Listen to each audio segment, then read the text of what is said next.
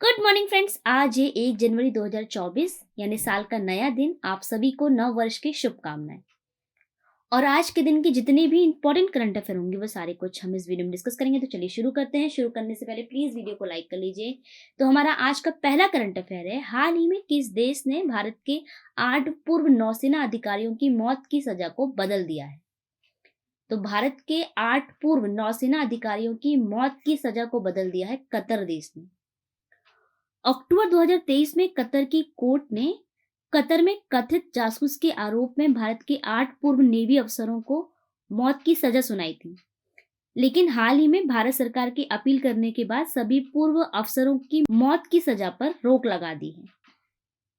यह है मैप में कतर। कतर की राजधानी है दोहा। यहाँ के प्रधानमंत्री है शेख खालिद बिन खलीफा बिन अब्दुल अजीज अल थानी और यहाँ की करेंसी है कतरी रियाल।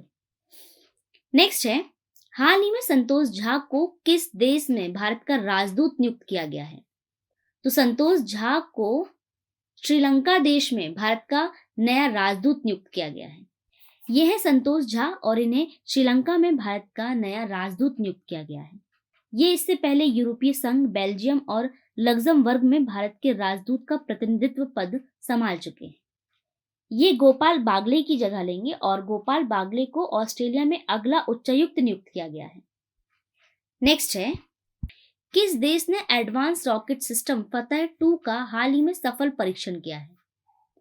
तो एडवांस रॉकेट सिस्टम फतह 2 का हाल ही में सफल परीक्षण किया है पाकिस्तान देश ने। पाकिस्तान की सेना ने स्वदेशी रूप से विकसित guided multi launch rocket system फतह 2 का सफलतापूर्वक उड़ान परीक्षण किया, जो पाकिस्तान की मिसाइल क्षमताओं में महत्वपूर्ण प्रगति को दर्शाता है। यह एडवांस रॉकेट सिस्टम फतह 2 400 किलोमीटर तक की दूरी पर उच्च परिशुद्धता के साथ लक्ष्य को भेदने में सक्षम है। तो फतह 2 का सफल परीक्षण किया है पाकिस्तान देश ने। यह है मैप में पाकिस्तान। पाकिस्तान की राजधानी है इस्लामाबाद। यहाँ के राष्ट्रपति हैं आरिफ अलवी, प्रधानमंत्री है शहबाज शरीफ और यहाँ की करेंसी है पाकिस्तानी रुपया। नेक्स्ट है, गृह मंत्रालय द्वारा मुस्लिम लीग जम्मू कश्मीर को कितनी अवधि के लिए गैरकानूनी घोषित किया गया है? तो गृह मंत्रालय द्वारा मुस्लिम लीग जम्मू कश्मीर को गैरकानूनी घोषित किया गया है 5 वर्ष के लिए। गृह मंत्रालय ने मुस्लिम लीग जम्मू कश्मीर को आतंकवाद विरोधी गैरकानूनी गतिविधियां अधिनियम के तहत 5 वर्ष की अवधि के लिए गैरकानूनी संघ के रूप में नामित किया है।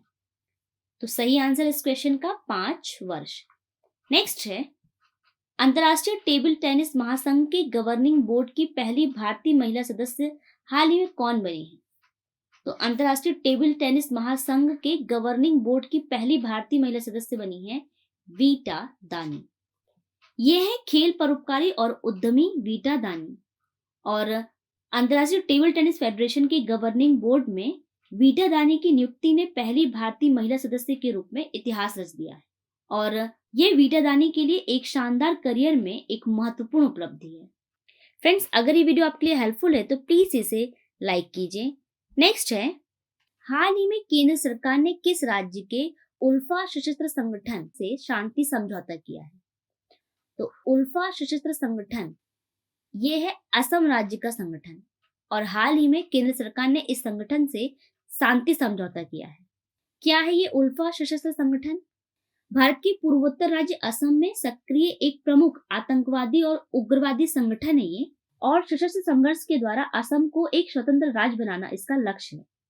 और हाल ही में उल्फा अपने सशस्त्र कैडरों के कब्जे वाले सभी शिविरों को खाली करने, कानून द्वारा स्थापित शांतिपूर्ण लोकतांत्रिक प्रक्रिया में शामिल होने और देश की अखंडता को बनाए रखने पर सहमत हुआ है। अर्थात इसने केंद्र सरकार के साथ शांति समझौता किया है। तो सही आंसर है इसका असम।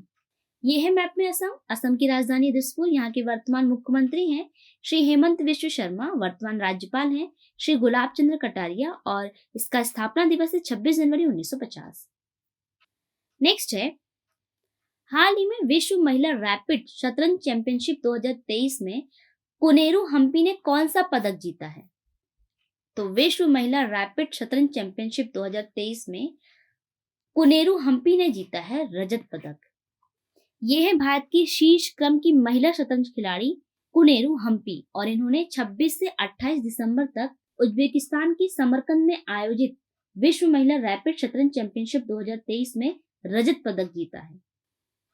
नेक्स्ट है, हाल ही में प्रजा पालन कार्यक्रम कहाँ प्रारंभ हुआ है? तो प्रजा पालन कार्यक्रम ये शुरू हुआ है तेलंगाना राज्य में। तेलंगाना के उप मुख्यमंत्री भट्टी विक्रमार्क मल्लू ने हाल ही में इब्राहिमपट्टनम में सरकार के प्रजा पालन कार्यक्रम का उद्घाटन किया है। यह कार्यक्रम जमीनी स्तर पर लोगों की जरूरतों को समझने और संबोधित करने के उद्देश्य से एक व्यापक पहल की शुरुआत है। तो प्रजा पालन कार्यक्रम कहाँ शुरू हुआ है? तेलंगाना राज्य में। ये है मैप में तेलंगाना की राजधानी है हैदराबाद। यहाँ के वर्तमान मुख्यमंत्री हैं श्री रेवंत रेड्डी, वर्तमान राज्यपाल हैं डॉक्टर तिमिलिसाई सौंदराजन और इसका स्थापना दिवस है 2 जून 2014। नेक्स्ट है, हाल ही में मछलियों में फॉर्मेलिन का पता लगाने के लिए धात्विक ऑक्साइड आरजीओ सेंसर किसने विकसित किया है?